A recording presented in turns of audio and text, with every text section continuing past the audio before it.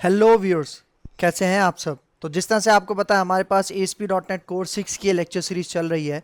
तो आज के इस लेक्चर के अंदर हम बात करने वाले हैं bind multiple models with a single view. इसका मतलब हम मल्टीपल मॉडल क्लासेस को किस तरह से एक सिंगल व्यू के साथ बाइंड कर सकते हैं, इसको हम आज के इस लेक्चर के अंदर देखेंगे। और भाई देखो, ये जो फंक्शनैलिटी है इसको अचीव करने के लिए हम एक कॉन्सेप्ट यूज करते हैं जिसको हम कहते हैं व्यू मॉडल्स। क्योंकि अक्सर लोग व्यू मॉडल्स के नाम से कॉन्सेप्ट को समझते हैं और कुछ लोग ये जो पूरा आपके पास एक सेंटेंस है bind multiple models with a single view, इसके नाम से समझते हैं। तो दोनों एक ही चीजें हैं जो कि आज के इस लेक्चर के अंदर मैं कवर करवाऊंगा। तो भाई बहुत ही ज्यादा इंपॉर्टेंट कॉन्सेप्ट है और बहुत ज्यादा यूज किया जाता है ASP.NET कोर MVC एप्लीकेशंस के अंदर। तो वीडियो को स्टार्ट करने से पहले एक छोटी सी रिक्वेस्ट कि अगर आप मेरे चैनल पे फर्स्ट टाइम आए हो और अभी तक आपने मेरा चैनल सब्सक्राइब नहीं किया तो प्लीज़ मेरा चैनल सब्सक्राइब कर लो। इसके साथ साथ बेल का आइकन भी प्रेस कर लो, क्योंकि और भी बहुत सारी वीडियोस इस लेक्चर सीरीज के अंदर आने वाली हैं। तो ये होगा हमारा पार्ट नंबर 51 और अब हम अपना लेक्चर स्टार्ट करते हैं।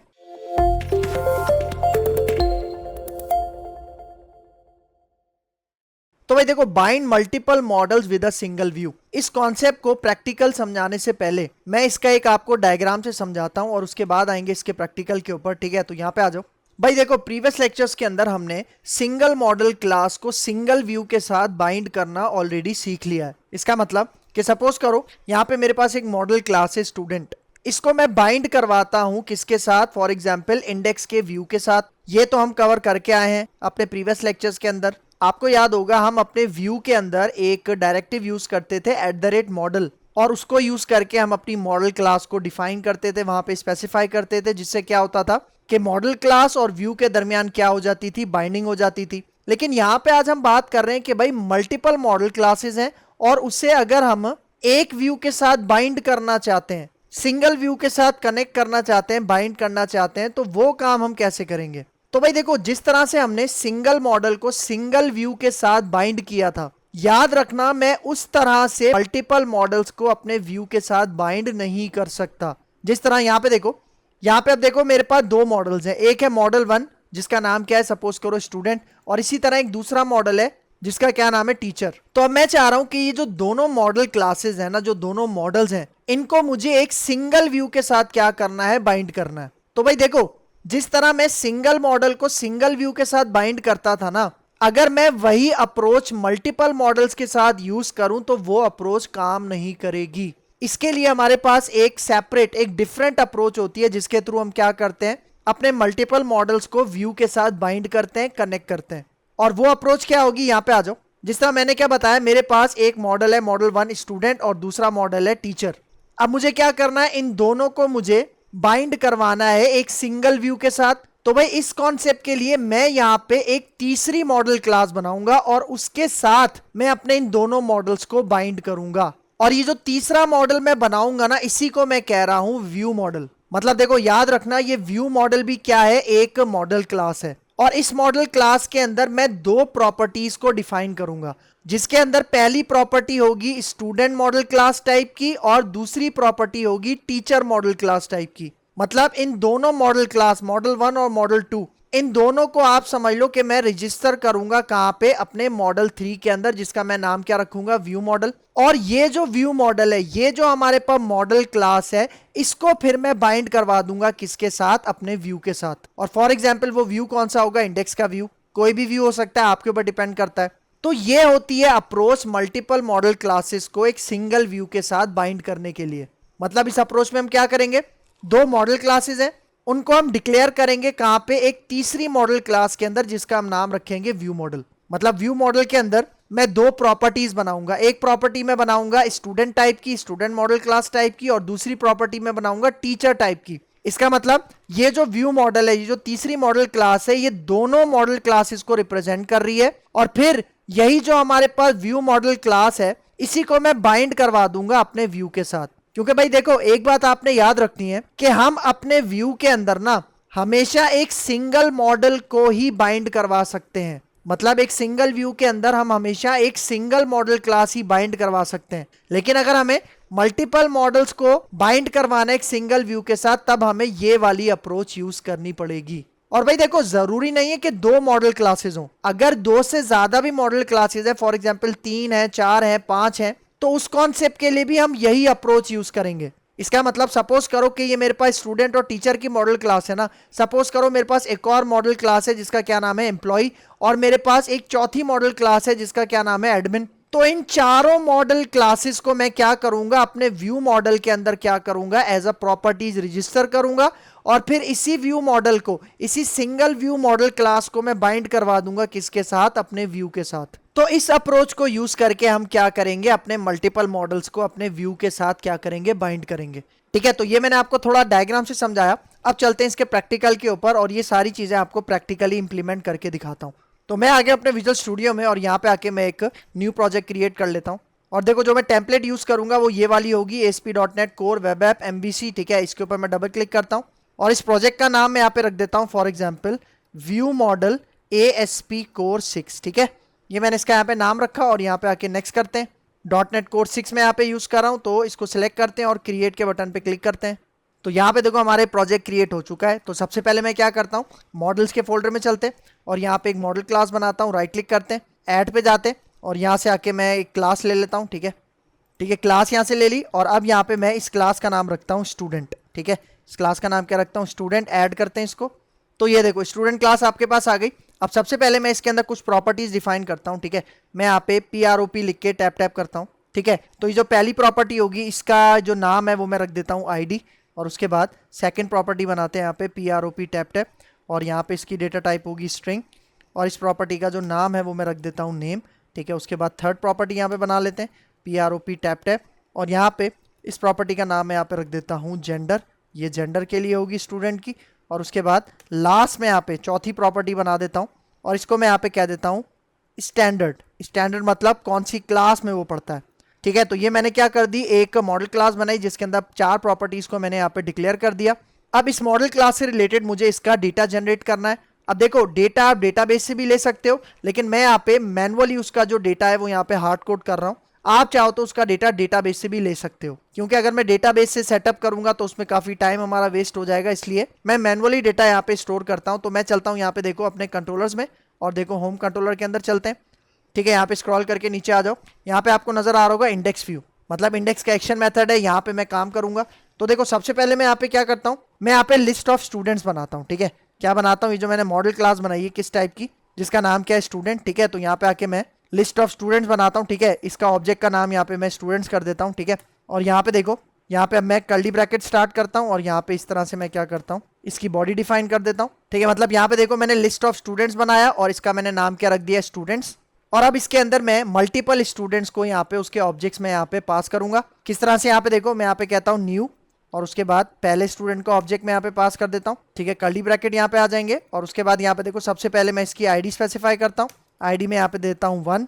उसके बाद दूसरी चीज़ है यहाँ पे नेम में यहाँ पे स्पेसिफाई कर देता हूँ फॉर एग्जाम्पल अली। ठीक है, उसके बाद यहाँ पे जेंडर में स्पेसिफाई कर देता हूँ यहाँ पे मेल। ठीक है, इसको फास्ट फॉरवर्ड में चलाते हैं।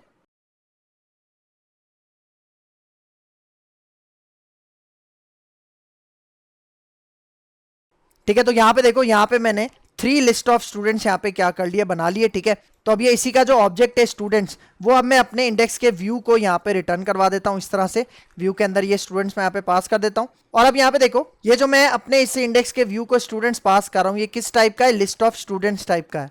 और अब मैं यहाँ पे क्या करता हूँ, ये जो हमारे पास स्टूडेंट मॉडल क्लास है, इसको मैं बाइंड करवाता हूँ अपने इंडेक्स के व्यू के साथ। ठीक है, तो यहाँ पे आ जाओ व्यूज के फोल्डर में।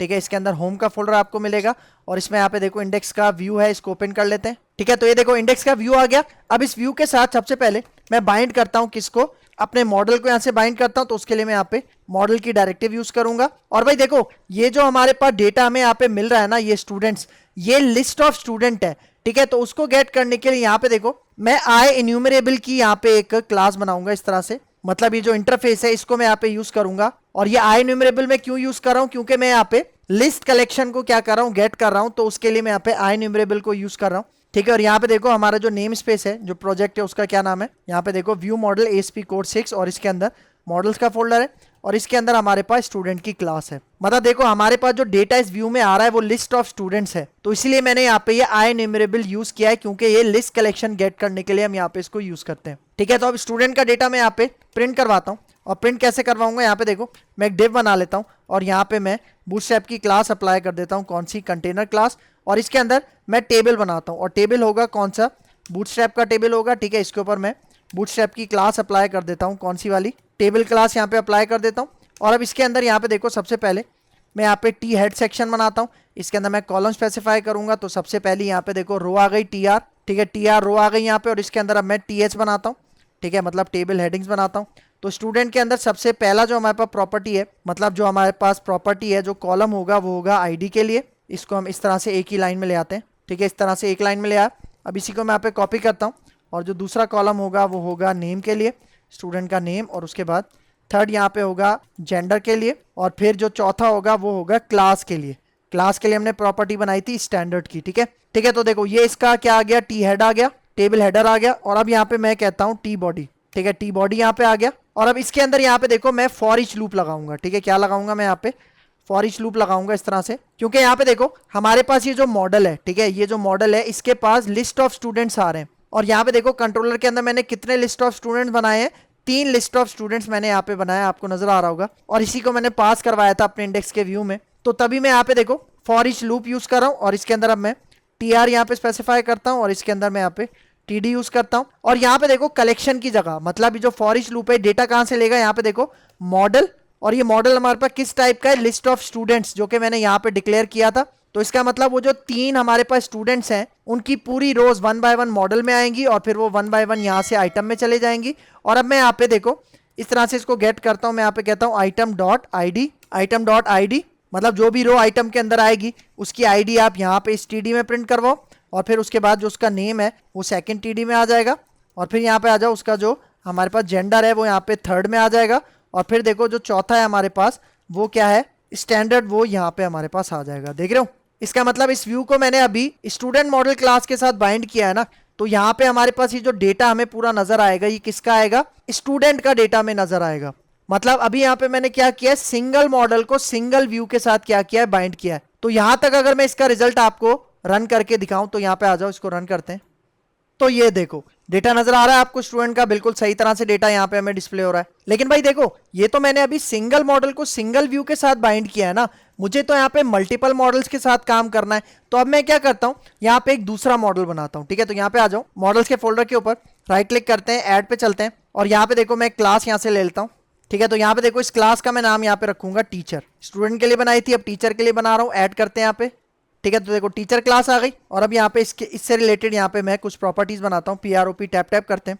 तो यहाँ पे भी सबसे पहले टीचर की आईडी आ जाएगी, और उसके बाद दोबारा PROP लिख के टैप टैप, यहाँ पे इसकी डेटा टाइप मैं करता हूँ स्ट्रिंग, क्योंकि यहाँ पे आएगा टीचर का नेम। और उसके बाद थर्ड प्रॉपर्टी में यहाँ पे बनाऊंगा PROP टैप टैप, और यहाँ पे मैं कह देता हूँ जो टीचर की क्वालिफिकेशन होगी वो यहाँ पे आ जाएगी, ठीक है, टीचर की क्वालिफिकेशन आ गई। और उसके बाद लास्ट प्रॉपर्टी में यहाँ पे बनाता हूँ टीचर की सैलरी के लिए, ठीक है। तो यहाँ पे सैलरी मैंने इस तरह स्पेसिफाई कर दिया, ठीक है। तो ये 4 प्रॉपर्टीज हैं। तो अब इसका भी मैं डेटा जनरेट करता हूँ, किस तरह से अपने कंट्रोलर में चलते हैं। और यहाँ पे देखो ये जो मैंने लिस्ट ऑफ कलेक्शन बनाई थी ना स्टूडेंट्स के लिए, यही मैं यहाँ पे कॉपी करता हूँ, और ये अब मैं बनाता हूँ किसके लिए, टीचर के लिए, ठीक है। तो यहाँ पे देखो ये जो अब लिस्ट ऑफ है ये किसकी है, लिस्ट ऑफ टीचर्स। तो यहाँ पे टीचर की जो मॉडल क्लास है वो यहाँ पे आ गई, और अब यहाँ पे देखो इसका जो ऑब्जेक्ट का नाम है वो मैं यहाँ पे टीचर्स करता हूँ, ठीक है। और फिर इसी तरह यहाँ पे देखो जहां जहां स्टूडेंट है वहां मैं टीचर पास कर देता हूँ, ठीक है। देखो जहां जहां हमारे पास क्या है, स्टूडेंट है, वहां मैं टीचर को कॉपी पेस्ट कर रहा हूँ। और एक बात याद रखना कि जो टीचर और स्टूडेंट की क्लास है ये जिस नेम स्पेस में मौजूद है वो नेम स्पेस आपने यहाँ पे लाजमी इस तरह से इंपोर्ट करना है, ठीक है। फिर नीचे आ जाओ, अब यहाँ पे देखो हमारे पास ये दोनों प्रॉपर्टीज नहीं है, ठीक है। जेंडर और स्टैंडर्ड हमारे पास यहाँ पे नहीं है, किसके अंदर नहीं है, टीचर्स के अंदर नहीं है। तो यहाँ से देखो ये दोनों मैं यहाँ से हटा देता हूँ, ठीक है। आईडी और नेम तो है, ठीक है। इसके अलावा हमारे पास क्या है, क्वालिफिकेशन है। तो यहाँ पे देखो मैं क्वालिफिकेशन दे देता हूँ, ठीक है। क्वालिफिकेशन यहाँ पे मैं स्पेसिफाई कर देता हूँ, ठीक है। जल्दी से मैं डेटा देता हूँ, फास्ट फॉरवर्ड में इसको चलाते हैं।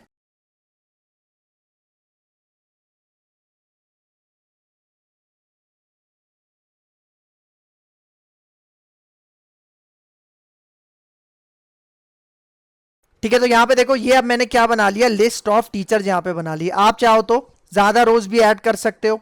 मैंने जस्ट यहाँ पे 3-3 रोज स्टूडेंट्स में ली और 3 यहाँ पे टीचर्स में ली। लेकिन भाई देखो अब मसला क्या है, देखो यहाँ पे तो मैंने स्टूडेंट्स को रिटर्न करवा दिया ना अपने इंडेक्स के व्यू को, तो अब मैं टीचर्स के लिए क्या करूंगा, भाई देखो, अगर आपको ये लग रहा है कि भाई टीचर्स को मैं इस तरह से यहाँ पे कॉमा से सेपरेट करके यहाँ पे इस तरह से डाल दूंगा, तो ऐसा बिल्कुल भी नहीं है। अगर आप ऐसा करोगे तो देखो एरर आ रहा है, मतलब मैं ऐसा काम यहाँ पे नहीं कर सकता। और अगर देखो, अगर मैं इस तरह से करूं, अगर आप ये सोच रहे हो कि भाई अगर मैं इस तरह से कर सकता हूं, जिस तरह से यहाँ पे देखो, मैं ये वाली मॉडल की लाइन यहाँ से कॉपी करता हूँ, नीचे पेस्ट करता हूँ, और यहाँ पे मैं क्या कर देता हूँ, टीचर स्पेसिफाई कर देता हूँ। तो अगर आपको ये लग रहा है तो ये भी बिल्कुल गलत है। देखो सेकंड मॉडल पे एरर आ रहा है, और अगर मैं इसके ऊपर माउस लेके जाऊं तो अब जरा आप एरर पढ़ना, आपका कॉन्सेप्ट क्लियर हो जाएगा। देखो क्या कह रहा है, the model directive may only occur once per document. देख रहे हो, मतलब मॉडल डायरेक्टिव सिर्फ एक ही आ सकती है आपके इस डॉक्यूमेंट में, आपके इस व्यू में। इसका मतलब आपने ये पॉइंट याद रखना है कि एक सिंगल व्यू हमेशा एक सिंगल मॉडल क्लास के साथ ही बाइंड हो सकता है। ठीक है, तो मैं यहाँ पे क्या करता हूँ, ये जो मैंने सेकंड मॉडल वाली लाइन लिखी थी इसको मैं यहाँ से रिमूव कर रहा हूँ, और यहाँ पे चले जाओ होम कंट्रोलर में। यहाँ पे भी देखो जो मैंने टीचर्स पास किया था कॉमा से सेपरेट करके, मैं इसको भी यहाँ से हटा दूंगा। अब मैं क्या करूंगा, मैंने आपको क्या अप्रोच बताई थी कि हम यहाँ पे एक थर्ड मॉडल क्लास जनरेट करेंगे जिसका हम नाम क्या रखेंगे, व्यू मॉडल। तो यहाँ पे देखो मॉडल्स के फोल्डर के ऊपर मैं राइट क्लिक करता हूँ, ऐड पे चलते हैं, और यहाँ पे मैं दोबारा एक क्लास ले लेता हूँ।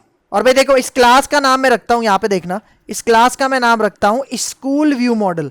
क्या नाम रख रहा हूँ, स्कूल व्यू मॉडल, क्योंकि आपको पता है कि जो टीचर और स्टूडेंट्स होते हैं वो या तो स्कूल में होंगे या किसी इंस्टीट्यूट में होंगे या यूनिवर्सिटी कॉलेज वगैरह में होंगे। तो मैंने यहाँ पे इसका नाम क्या रख दिया, स्कूल व्यू मॉडल। ठीक है, तो यहाँ पे ऐड पे क्लिक करते हैं। ठीक है, तो अब यहाँ पे देखो ये जो हमारे पास मॉडल क्लास है, थर्ड मॉडल क्लास, इसके अंदर वो जो दोनों मॉडल क्लासेस मैंने बनाई है ना, स्टूडेंट के लिए और टीचर के लिए, उन दोनों को मैं एज अ प्रॉपर्टीज यहाँ पे डिक्लेयर करूंगा। किस तरह से, यहाँ पे देखो PROP लिख के टैप टैप करते हैं, तो इंट की जगह यहाँ पे देखो मैं पास कर देता हूँ लिस्ट ऑफ स्टूडेंट, मैं यहाँ पे ये बना रहा हूँ। ठीक है, और इस प्रॉपर्टी का नाम मैं यहाँ पे रख देता हूँ, देखो इस प्रॉपर्टी का नाम मैं यहाँ पे रखता हूँ माई स्टूडेंट्स। क्या नाम रख रहा हूँ, माई स्टूडेंट्स। और सेम इसी तरह इसी लाइन को मैं यहाँ से कॉपी करता हूँ, नीचे पेस्ट करता हूँ, और यहाँ पे अब मैं इसको कह देता हूँ लिस्ट ऑफ स्टूडेंट्स, और यहाँ पे अब मैं इसको कहता हूँ लिस्ट ऑफ टीचर। ठीक है, और इसकी जो प्रॉपर्टी है इसका नाम यहाँ पे मैं रख देता हूँ माई टीचर्स। ठीक हो गया, सही। तो थर्ड क्लास मैंने बना दी जिसके अंदर मैंने दो प्रॉपर्टी बना दी, एक स्टूडेंट टाइप की और एक टीचर टाइप की। और ये हमारे पास समझ लो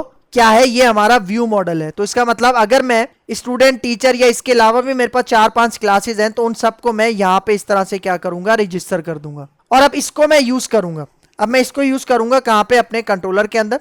देखो ये जो हमारे पास इंडेक्स का एक्शन मेथड था, जहाँ पे मैंने लिस्ट ऑफ टीचर्स बनाए, लिस्ट ऑफ स्टूडेंट्स बनाए, तो यहाँ पे आ जाओ नीचे। अब मैं इसका यहाँ पे ऑब्जेक्ट बनाता हूँ और इसका मैं नाम यहाँ पे रख देता हूँ SVM, स्कूल व्यू मॉडल का शॉर्ट फॉर्म। इसका मैं ऑब्जेक्ट बना रहा हूँ यहाँ पे, देखो इस तरह से। ठीक है, ये ऑब्जेक्ट बनाया यहाँ पे। ठीक है, देखो ये ऑब्जेक्ट आ गया, यहाँ पे इसका कर्ली ब्रैकेट आ गया।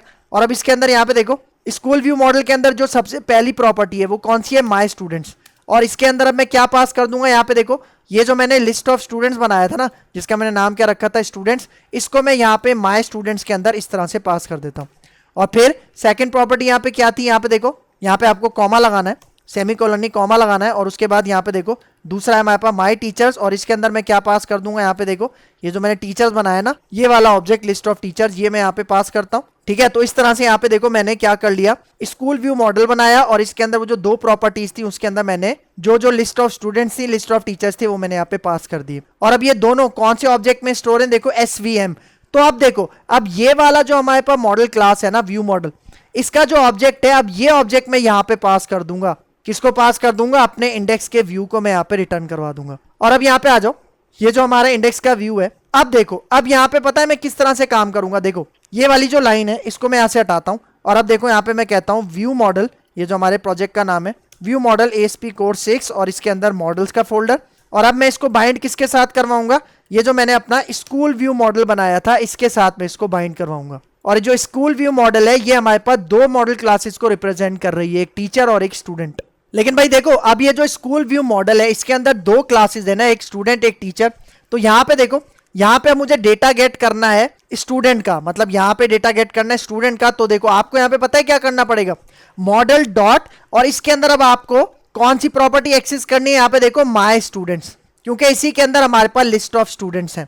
तो अब लिस्ट ऑफ स्टूडेंट जो है वो 1 बाय 1 आइटम में जाएगा, और जो भी स्टूडेंट की रो है उसकी ID, नेम, जेंडर, स्टैंडर्ड यहाँ पे हमें लूप थ्रू हो जाएगा। ठीक है, तो यहाँ पे हमें डेटा प्रिंट हो जाएगा किसका, स्टूडेंट का। तो अब देखो अब यही वाला जो टेबल है, ठीक है, इसको मैं कॉपी करता हूँ, लेकिन इसके शुरू में यहाँ पे देखो मैं एक S2 स्पेसिफाई कर देता हूँ।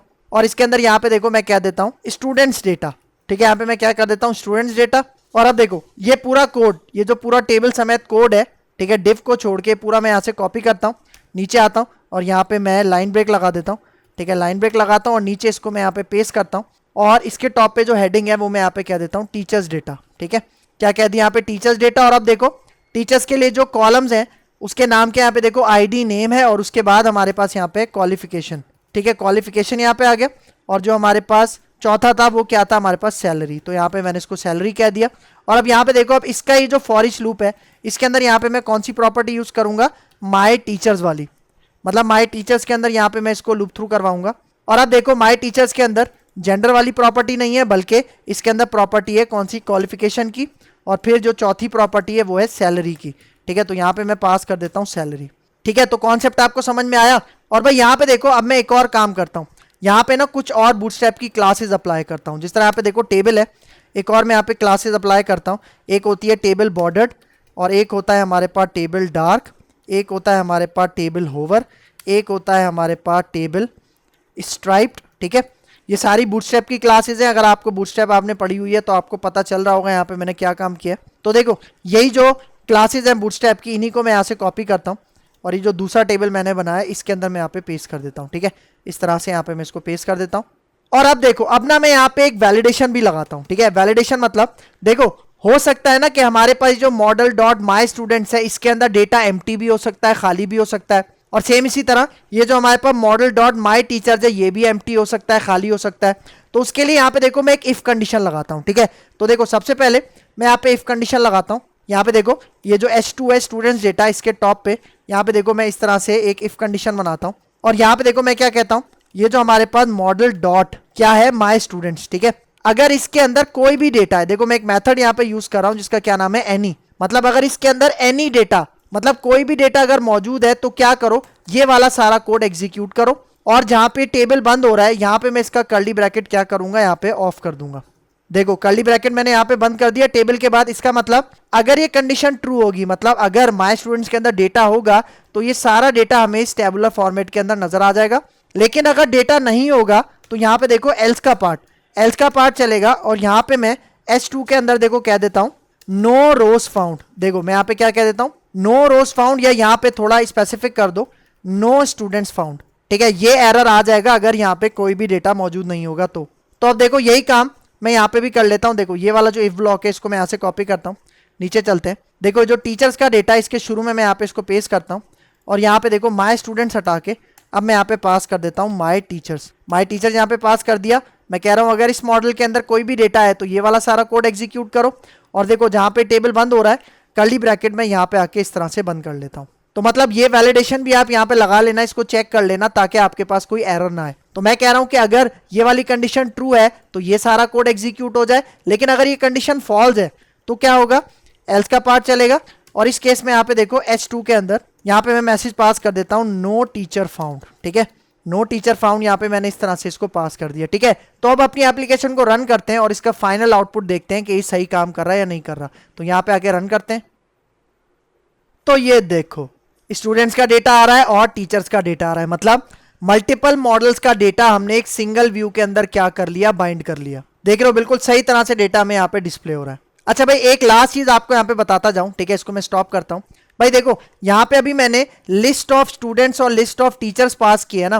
भाई हो सकता है कि आपके पास सिंगल डेटा हो, तो जब आपके पास सिंगल डेटा होगा, सिंगल ऑब्जेक्ट होगा, तो तब आपको ये लिस्ट बनाने की जरूरत नहीं है। तो आप यहाँ पे भी लिस्ट भी नहीं बनाओगे और ये जो प्रॉपर्टीज मैंने यहाँ पे डिफाइन की थी यहाँ पे भी आप लिस्ट नहीं बनाओगे। मतलब ये काम आप कब करोगे, जब आप सिंगल ऑब्जेक्ट के साथ काम कर रहे हो। लेकिन अगर आपको पता है कि भाई आपके पास लिस्ट ऑफ डेटा है, मतलब मल्टीपल आपके पास डेटा आ रहा है मॉडल से, तो उस केस में आपको इसी तरह से काम करना पड़ेगा।